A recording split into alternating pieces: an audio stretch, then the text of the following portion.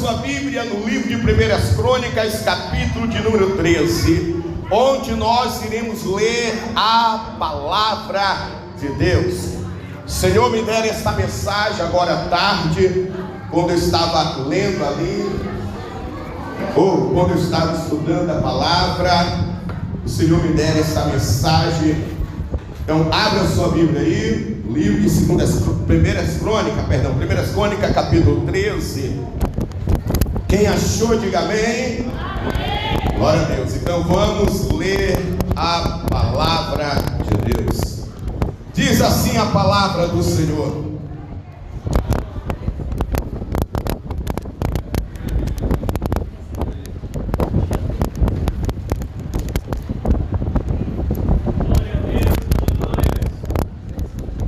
Crônica, capítulo 13, ao versículo de número 13, diz assim: por isso Davi não trouxe a arca a si, a cidade de Davi, porém fez levar a casa de Obed-edom, o Gade.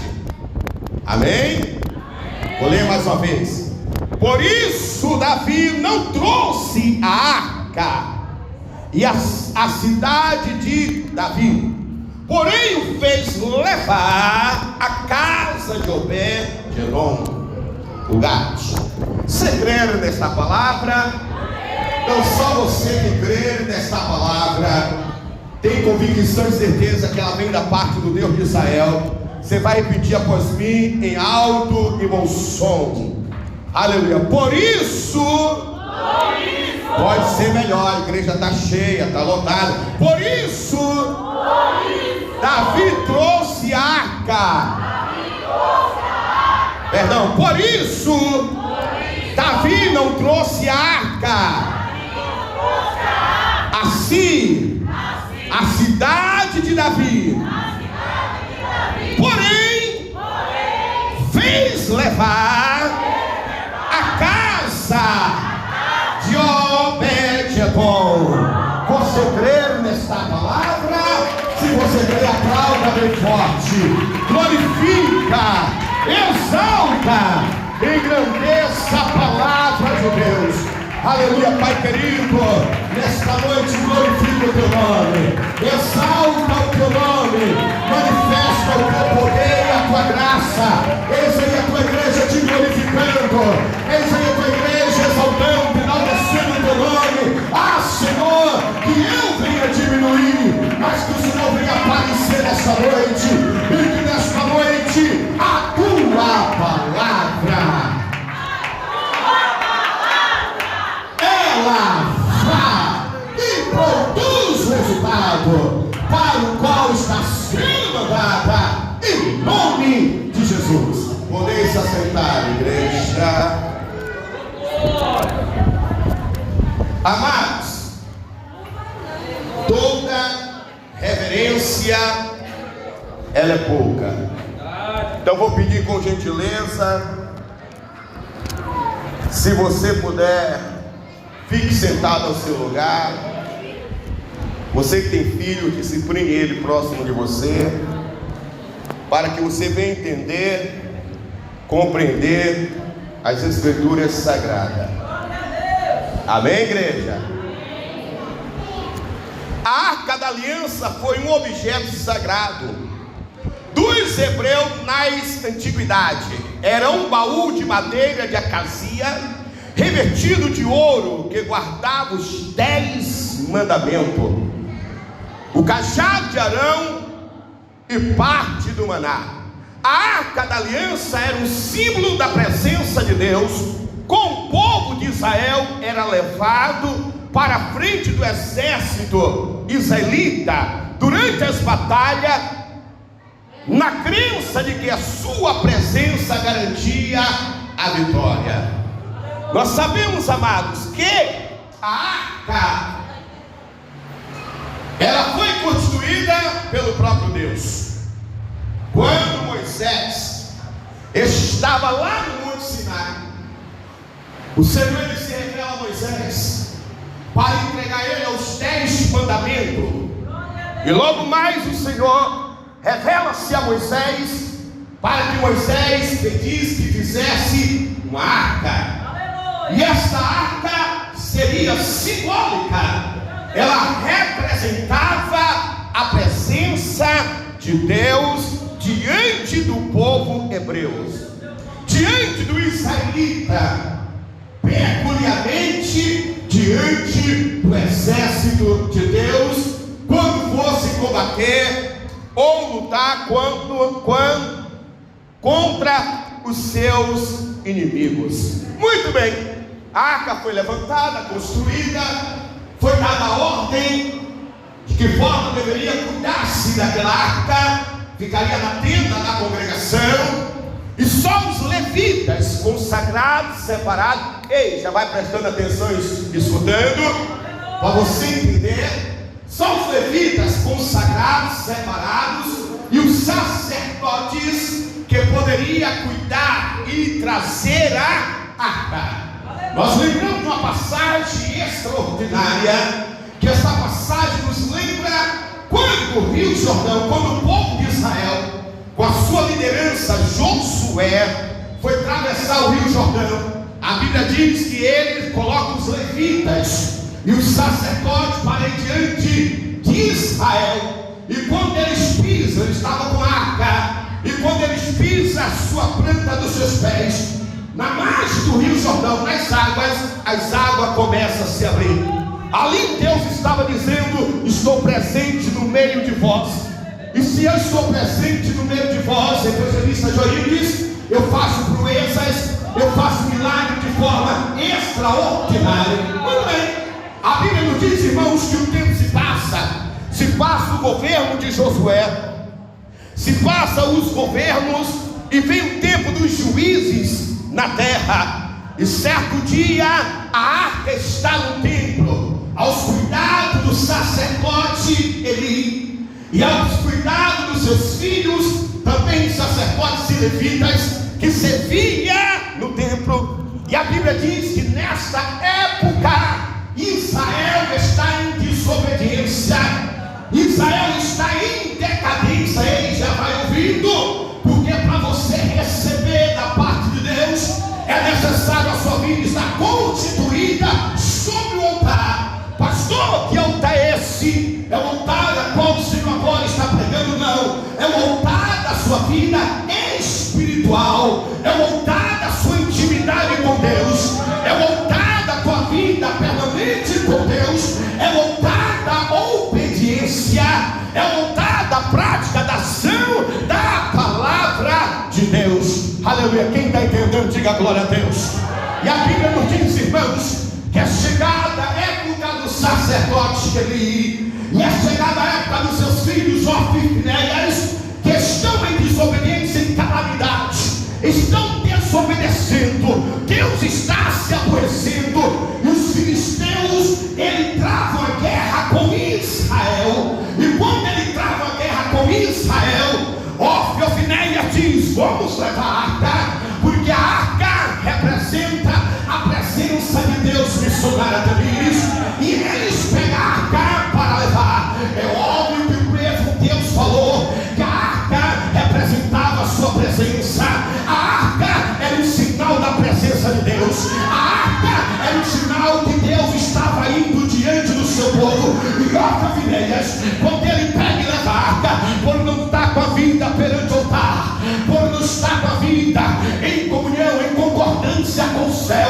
o próprio Deus permite a derrota de Israel. Mesmo tendo a arca, Israel é derrotado, Israel é frustrado, Eli cai da cadeira e morre, os seus filhos são mortos em meio campo de batalha. E a Bíblia diz, pastor, que a arca é levada para o templo de Dagon. E quando a arca é levada para o templo de Dagon, lá está os filisteus zombando, lá está os filisteus escarnecendo, lá está os filisteus dizendo: cadê? Nós ouvimos falar, né, que a arca é a presença do Deus de Israel. Nós ouvimos falar, meu bem, que a arca é a presença daquele que abriu o mar vermelho para o povo passar. Nós ouvimos falar que a arca é a presença daquele que fez o seu povo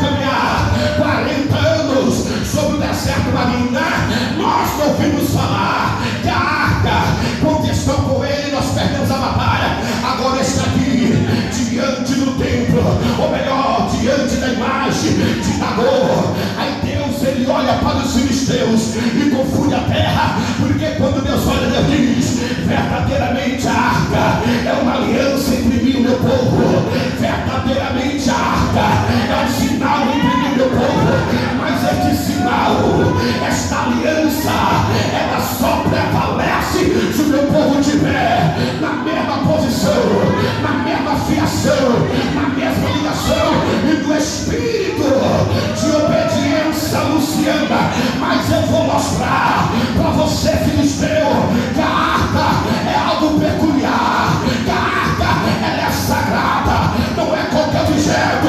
Coloca aí diante de Dagom e você vai ver amanhã como é que Dagom vai amanhecer. No dia seguinte, irmão, Dagom, que tinha mais de 3 metros de altura, está caído com seu rosto perante a arca, ou seja, além de uma mensagem do céu para o inferno dizendo: eu sou Deus do céu, eu sou Deus da terra e eu sou Deus de todos os glória.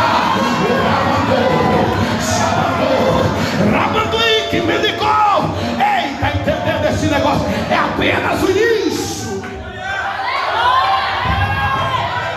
Diga para quem está do teu lado: vai aproveitando para dar glória, vai aproveitando para dar glória. Ei, diga, é hora de glorificar, porque até a imagem de Dagom glorificou, e porque você não glorifica, e porque você não glorifica, até a imagem de Dagom se fez referência,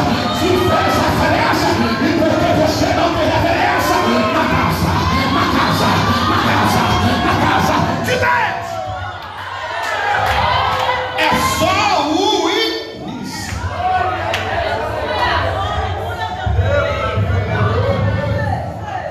Muito bem, escuta. Nós aprendemos que Deus constitui a arca, que Deus ordena a Moisés fazer a arca, e que Deus diz: a arca será um sinal que eu estou indo com vocês. E Deus dá prova disso na passagem do Rio Jordão. Mas também nós aprendemos que não adianta ter arca se nós não temos reverência. Não adianta termos arca se nós não temos obediência. Não adianta termos a arca se nós não adorar em espírito e verdade o dono da arca. Nós aprendemos que podemos ter arca, mas se nós não estivermos verdadeiramente na posição, o mesmo Deus permite os seus inimigos levar a arca, levar a presença, e acabou-se, e foi-se a glória de Deus. Muito bem, entrando aqui na mensagem, que o tempo é curto.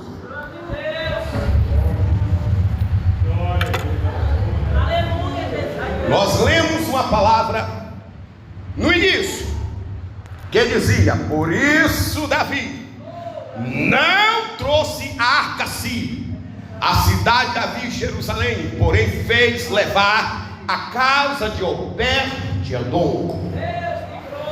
Queridos, se passou 7 anos e os filisteus tiraram a arca do templo de Edom, porque foi humilhação, 2 dias seguidos. No primeiro, Dagom cai com o rosto em terra, e os filisteus resolvem levantar, que o nosso Deus a gente não levanta, ele que nos levanta, mas Dagom é levantado pelos filisteus. E aí, quem sabe os filisteus diz: foi uma coincidência, foi um vento forte, levanta Dagom. Dagom é forte, Dagom é poderoso. Na verdade, o que Dagom queria era esmagar a arca com a cabeça, mas ele não alcançou. Vamos levantar que Dagom amanhã vai conseguir. E a Bíblia diz, irmãos, que no dia seguinte está Dagom com a cabeça dourada sobre a arca. Aí o filisteu diz: o Deus dele é forte mesmo, vamos preservar essa arca bem diante, bem distante de Dagom, no tempo de Dagom. Oh, aleluia! E guarda essa arca, isola essa arca durante alguns anos. Porém, naquele período de anos, morreu mais de 70 mil homens filisteus. E eles observaram que era porque ele tinha a arca com eles. Então eles resolveram dar a arca, devolver a arca para Israel. Aqui nós entramos na mensagem a qual nós lemos no início. E quando eles dão a arca para Israel, a Bíblia nos diz que a arca, ela não vai para Jerusalém, ela não vai para a cidade de Davi, ela não vai para o templo. Primeiro que não havia um templo em Jerusalém, ainda não era o templo de Salomão. Mas o conselho de Israel se reúnem e diz que a arca deve ficar, aqui nós iniciamos, versículo 7 do capítulo 13, que a arca deve ficar na casa de Abinadab. E a arca fica mais de 20 anos. Alguns historiadores dizem que chegou a 60 anos, outro diz mais de 20 anos. Então, como não sei uma data exata, eu posso dizer mais de 20 anos, na casa de Abinadab. E Abinadab, juntamente com seus filhos, eles são preparados e consagrados, sacerdotes e levitas. A arca de Onei não poderia ficar em qualquer casa, a arca não poderia, Carlos, ficar em qualquer lugar. Mas para a arca ficar em algum lugar, quem cuidava da arca tinha que ser sacerdote ou levita por ordem eclesiástica. E ali a arca ficou mais de 20 anos na casa de Abinadab. E Abinadab cuidando da arca, zelando da arca, fazendo todo o rito espiritual ordenada por Moisés sobre a arca. E a Bíblia diz, irmãos, que lá na frente o rei Davi toma posse de Israel. E Davi, quando ele toma posse de Israel, aqui nós entramos no segredo da mensagem. Davi diz: eu vou trazer a arca. A arca que está na casa de Abinadab, nós temos que trazer ela para Jerusalém, a cidade do rei Davi. Vamos trazer a arca. E Davi faz uma reunião e pega os homens e vai em busca da arca.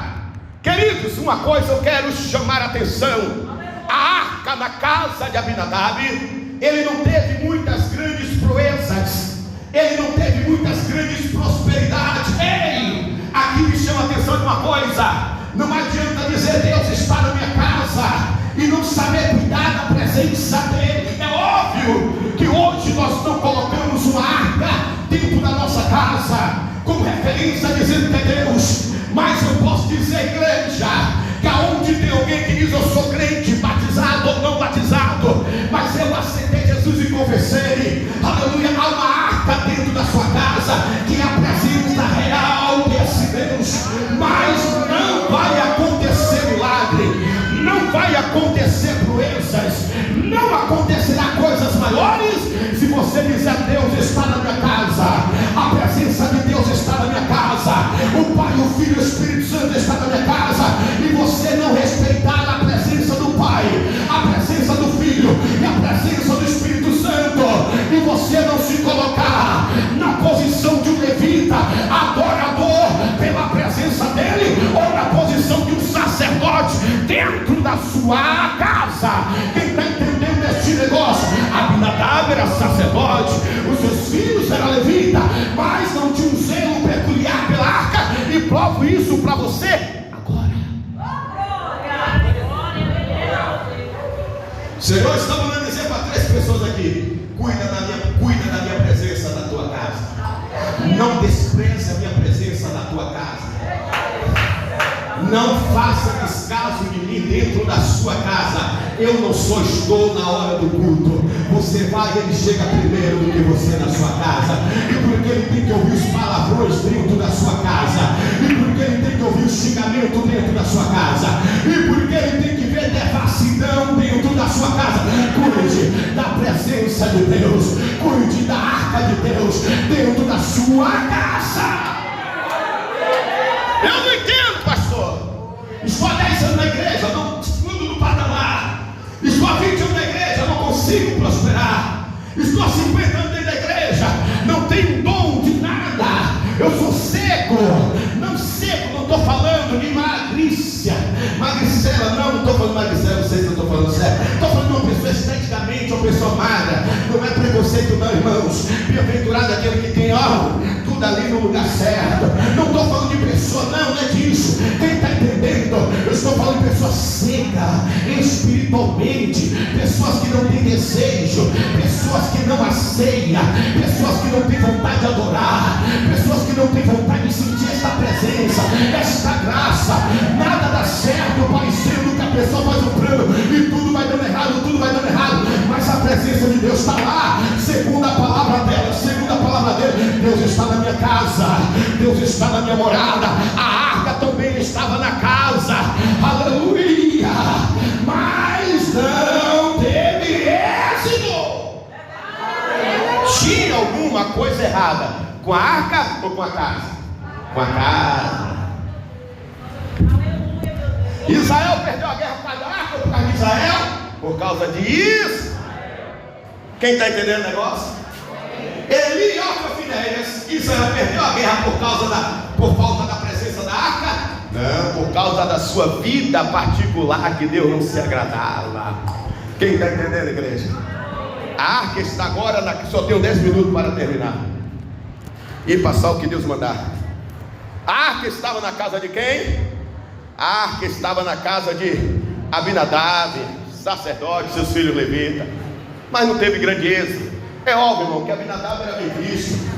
É óbvio que tinha pão na mesa de Abinadab. É óbvio que tinha veste nos guarda-roupa de Abinadab. Tinha algumas coisas, mas Deus olhava para a casa de Abinadab e dizia assim: se vocês cuidassem melhor da minha presença aqui, eu daria muito mais. Deus olhava para a casa de Abinadab e dizia assim: se vocês soubessem cuidar melhor de mim, eu daria muito mais. Quer ver eu provar que eles não tinham cuidado, excelência, que eles não faziam a coisa certa com a presença da arca? Quando Davi chega na casa de Abinadab, Davi diz: ó, vou levar a arca para Jerusalém. Sabe o que é que Abinadab e o seu filho levita, cuidador da arca, Uzá faz? Pega uma junta de boi. Os carros naquela época eram juntas de bois puxando carruagem, charrete, carroça. Eles pegam um carro com alguma junta de boi e colocam a arca sobre aquela charrete, sobre aqueles carros. E quem vai puxar a arca até Jerusalém? Os bois. Deus olha e diz assim: está tudo errado. Quem está entendendo esse negócio? Acabou glória? Então vai acabar mais ainda. Está tudo errado. Eu acho que se Deus ele, às vezes ele não quer falar, ele só fica olhando. Mas se Deus falasse naquele momento: ô Abinadab, mais de 20 anos tu não aprendeu ainda a ter zelo, cuidado, tu não aprendeu ainda qual é as regras. Mais dessa da igreja não aprendeu as regras ainda, não aprendeu os mandamentos ainda, não aprendeu. Todo dia eu estou falando: ei, Abinadab, está tudo errado, está errado.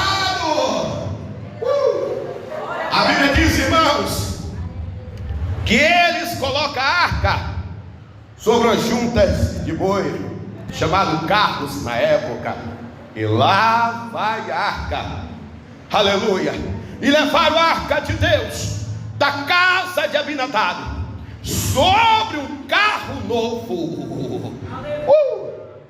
Deus diz assim: não adianta ter carro novo, não adianta a roupa nova querer me impressionar, não adianta querer impressionar com esse eu tenho pregamento, não adianta querer me impressionar com esse penteado, não adianta querer me impressionar com esse perfil, não adianta. Mas eu vou fazer tudo novo, porque Deus, ei, botaram um carro novo, não foi carro usado não, mas eles não entendiam que a regra não era um carro novo. Deus, ele não queria uma matéria nova. Deus queria que verdadeiramente se cumprisse aquilo que foi ordenado lá no deserto por Moisés. Davi está alegre. Eita, a arca está vindo para Jerusalém. Abinadab está dizendo: que orgulho, cuidei da arca há mais de 20 anos, para mim é uma grande satisfação. Ela está saindo da minha casa diretamente para a Jerusalém, cidade de Deus. E a Bíblia diz, irmãos, e levaram a arca de Deus da casa de Abinadab sobre um carro novo, e Uzá, guiava o carro de boi. E Davi e toda Israel se alegrava perante Deus com todas as suas forças, com cântico. Presta atenção nisso aqui, viu, igreja? Só deu 7 minutos. Davi e toda Israel se alegrava. Escuta, Presta atenção, são 7 minutos. A carruagem está indo, a arca está indo, está Davi se alegrando, está cantando, está tocando os tamborinhos. Aleluia. Davi está profetizando, Davi está jubilando. Mas Deus está dizendo assim: eu não estou recebendo essa adoração. Mas a arca estava com eles, mas eu não estou recebendo. Mas a presença estava com eles, mas eu não estou recebendo. Está tudo errado. Está tudo errado, eu não estou recebendo. Davi, ei, repete comigo: Davi estava cantando. Toda igreja, Davi estava cantando. Davi estava adorando, jubilando. E a arca estava indo com eles. Estava tudo certo aos olhos dele, mas os olhos de Deus está errado. E se continuar errado, vai ter consequência grave. E se continuar errado, vai ter consequência grave. Só o homem surdo, espiritual. Está tudo errado, Abinadab. Tu é sacerdote, teu filho é levita, mas não está fazendo o papel que deve fazer com a minha presença. Ô Davi, tu é rei, mas tu não observou as leis. Está errado, conserta. Shabantorelei, que é isso? Mamãe que faia ceia dorelecou. Shabandoi caneia suirebecou. Queridos, quer ver a prova que estava tudo errado e bem abominação diante dos olhos de Deus? Estavam, não é isso? Estavam cantando, louvando, adorando. Estavam culto. Mas Deus está dizendo assim: esse culto aí da abominável dele, não estou recebendo. Tem que consertar, está errado. Não é assim que leva a minha presença. Eu vim para a igreja, eu cantei, eu louvei, eu dancei, eu sapateei, eu profetizei, eu falei. Mas tem que estar do jeito que Deus quer. Tem que estar no centro da vontade de Deus. Tem que estar na posição. Não é porque a adoração deixou os ouvidos do Todo-Poderoso. Quem está entendendo? Davi louvava, o povo louvava. Abinadab louvava, cantava. O Joá cantava, louvava. Mas Deus está dizendo: está errado. Está levando a minha presença de forma errada. Tem gente levando a presença de Deus de forma errada. Tem gente dando fogo estranho. Aleluia, quem está entendendo? Mas está achando que está acendendo o fogo, não está. Tem gente dando fogo estranho, mas está achando que o louvor, a adoração está tocando no trono de Deus. Deus está dizendo: isso é errado. E eu vou provar agora. Queridos, o Senhor é Deus. E chegando em Eira de Quidom, estendeu-os a sua mão para segurar a arca. Glória a Deus. Aleluia. Oh, glória. Fala, Jesus. De repente, o todo cansado, com uma pedra, um buraco melhor, e a arca balança. Uzá disse: eu sou levita, eu sou protetor da arca. Estendeu e tocou na arca, mas ele tocou de forma errada. Ele tocou da forma que não deveria tocar. Então, quando ele toca de forma errada na presença, a ira de Deus se acende e ele é fulminado. Ninguém entende nada, ninguém compreende. Deus, porque o Senhor matou Uzá, o teu levita, o protetor da arca, ninguém entende. A glória, a alegria, a adoração se transformou em tristeza, em lamento, em pranto, em choro, em decepção. Está tudo bem, estou adorando, está tudo bem, estou na posição, está tudo bem, eu vou para a igreja, está tudo bem, faço parte do coral, está tudo bem, eu tenho uma patente eclesiástica, está tudo bem, eu sou alguém na casa de Deus, está tudo bem, eu faço a vontade de Deus. Deus diz: não faz não, está errado, eu vou mostrar, eu quero conserto para não ter consequência, está errado. Aí Deus vai e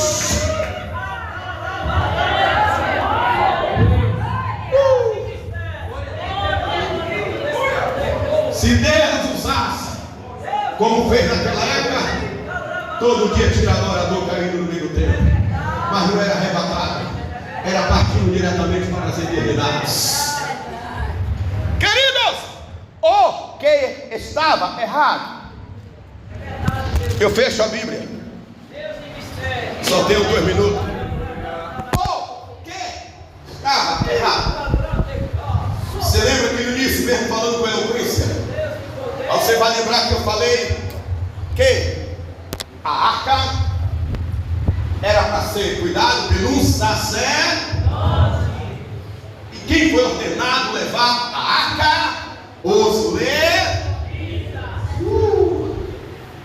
levitas. É eles que tinham que levar a arca nos seus lombos, nas suas costas. 1, 2, 3, 4. Quem está entendendo o negócio? Ó, era quem os levitas.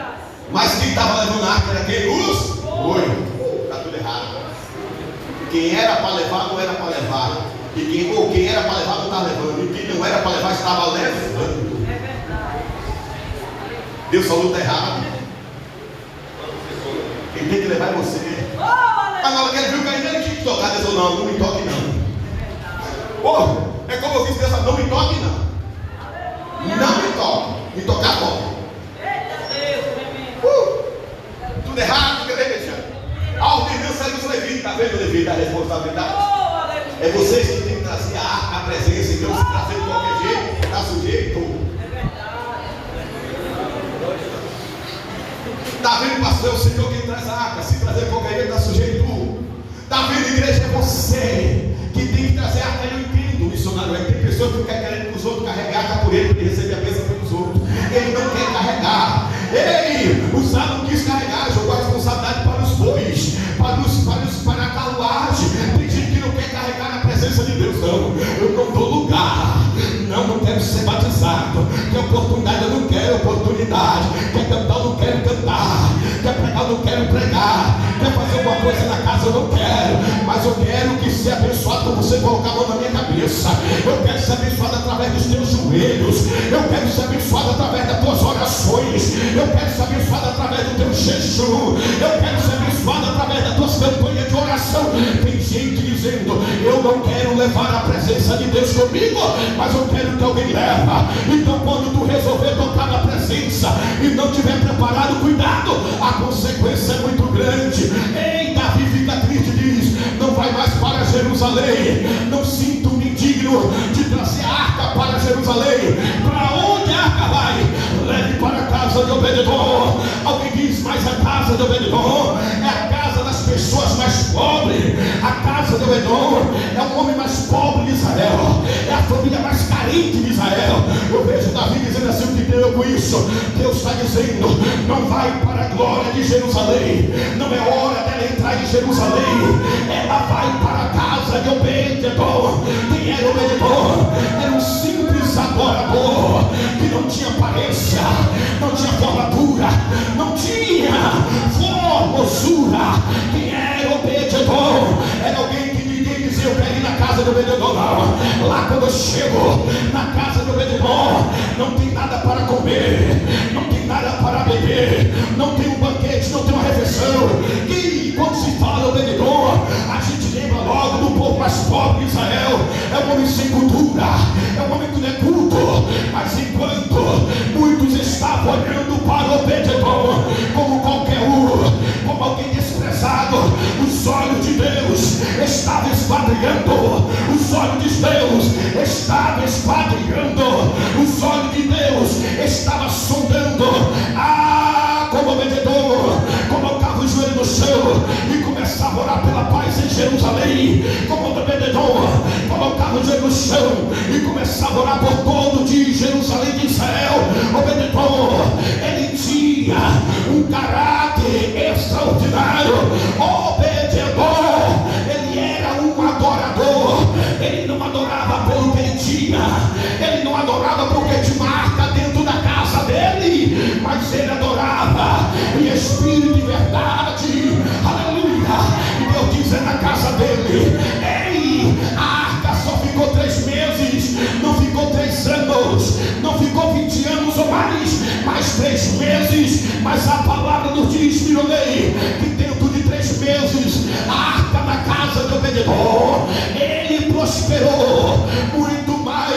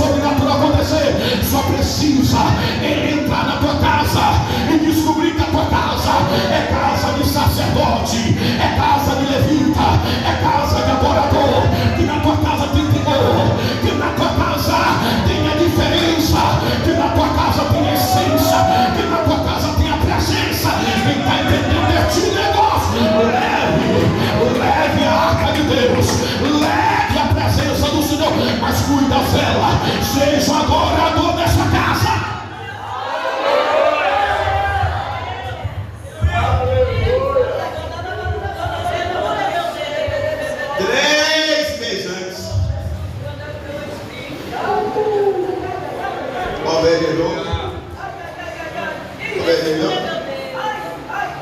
Ai, também não.